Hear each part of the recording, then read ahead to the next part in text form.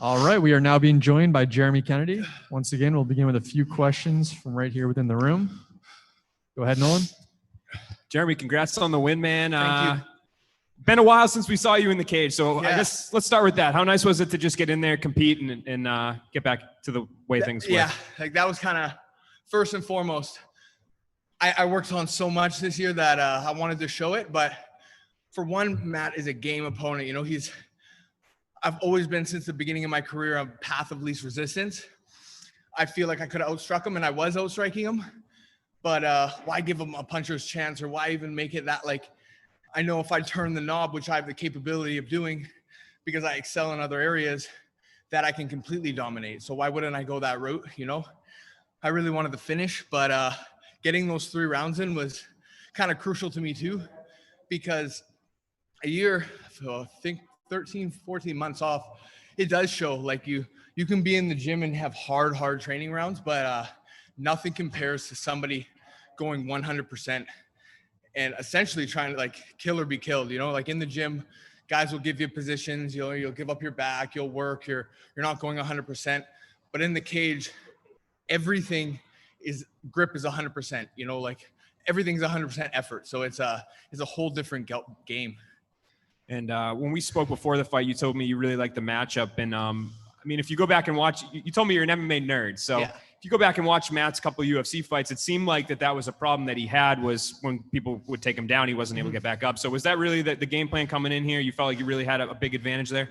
Yeah, it was a comfort, you know, knowing I looked at his fight with Barzola and I see myself as much better than Barzola, just because even when I was in the UFC, me and Barzola were like, you know, he fought Bochniak, then I fought Bochniak, and he was kind of on my level. So I had an eye on him. I was studying him. Same with Peterson. So these mutual opponents, seeing how he handled them, I knew instantly. I was like, as soon as I get my hands on him, it's going to be different. And he's not going to get up. He's not going to get me off me, because I do that in the gym to higher level guys, like best in the world too. You know, people always have trouble getting me off them. So I wanted to strike more because, like I said, I wanted to test myself. But as soon as, like, I think it was the first shot when I landed, it was like a time takedown that I didn't have. It was effortless kind of thing. I knew right there, I was like, oh man, I got him. You know, like the rest of the round, I can rinse and repeat this if I wanted. And I tried to mix it up a little bit more, but it was just a path of least resistance.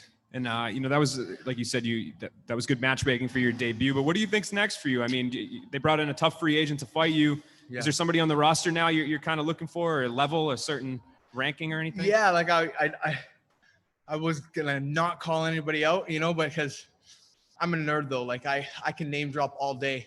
You know, you got the Henry Corrales, the Adam Borics, the Pedro Carvalho. I know he just lost, but like these guys that are just dropping out, Daniel Weichel, there's all these guys that were in the Grand Prix that are falling out. That is like, I match up with all of them. You know, it's fantastic. So I'm gonna let them do what they want. You know, I'm game for anybody. I think I match up well.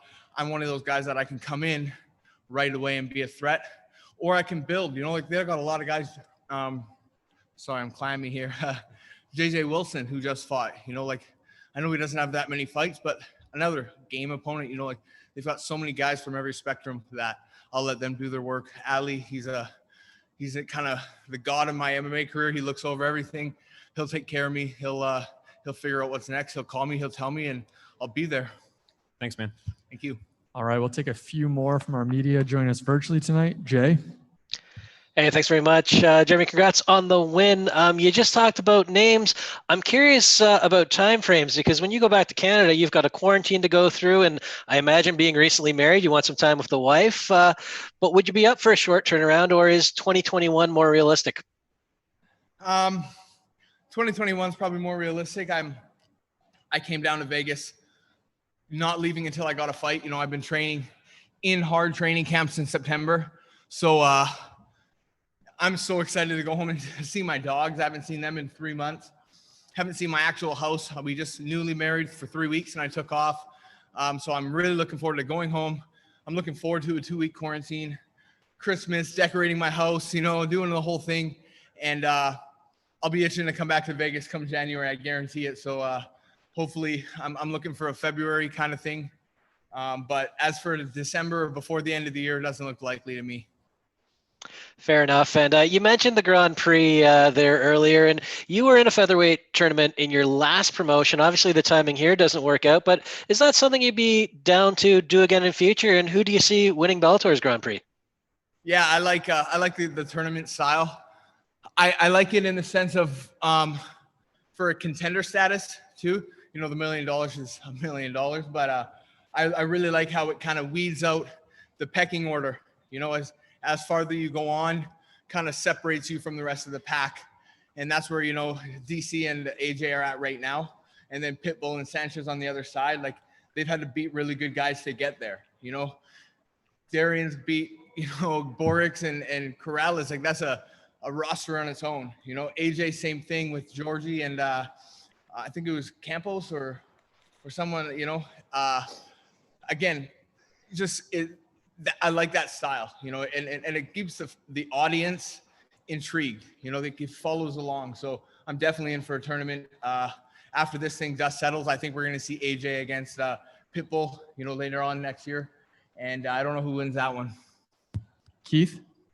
Hey, Jeremy, it's Keith Schilling from Sherdog. Congratulations on the victory tonight. Thank you very much. So we were just talking about the Grand Prix. You know, we all love the Grand Prix because we got the best guys fighting each other. The bad part of it is the best guys just all fought each other, and a lot of times the winner of it will face someone who wasn't in the Grand Prix. Is there any chance that you're thinking, hey, maybe I'll get the title shot? And if so, you know, do you feel like you match up great and that's something that you could win right away? Yeah, like I feel like it's great timing for me to come into Bellator. You know, the landscape, you know, me and Nolan were talking about this actually. The winner of this is going to already fought or be ahead of all these guys in the tournament. So I'm a new face. I'm a fresh face, someone that they haven't seen. And right away I can compete, you know, so give me a top guy beginning of next year, let the Grand Prix finish. And then we'll see what goes on there after that. So last question for you, Jeremy, from me. Yeah. If I asked you about any of the guys at Grand Prix, you said you're a nerd. You could break down all the skill sets. So how about you analyze yourself for a second? And obviously, you know that you need areas to grow. Where would you say that you would like to make the biggest improvements between now and your next fight? It's so hard because I go in there and I take guys down and I keep them there. So my striking, I mean, I wish you guys can see me in the gym in the sense of I strike. I can strike really well. I'm a nerd when it comes to the striking as well. You know, I've got combo books in my phone, and that I work with Coach Nixick. I have sequences and everything, and I'm comfortable on my feet. But it's so hard to not take somebody down when I get my hands on them and I can feel it. You know, it's like I'm not a collegiate style wrestler or a freestyle. I've never wrestled in high school or anything like that. I got that kind of Khabib style. You know, I love the cage. I love the clinch, the takedowns, and I love the mat returns and the ride time, you know, on the back. And people can't get me off them. I got a grip strength that I love, you know, and it's going to take somebody to be able to keep me off them for me to show my striking. And areas to improve, there's always areas to improve, but I think I've kind of laid the blueprint of what guys got to worry about moving forward.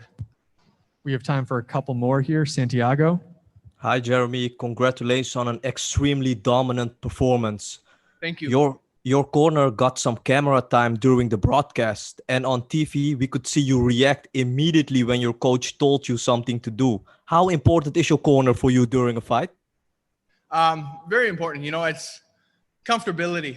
You know, a lot of it is some of the things he's saying, like you can have coaches that are too technical, you know, fade out to the whatever, you know, and the sequence is gone. You know, it's a live fight.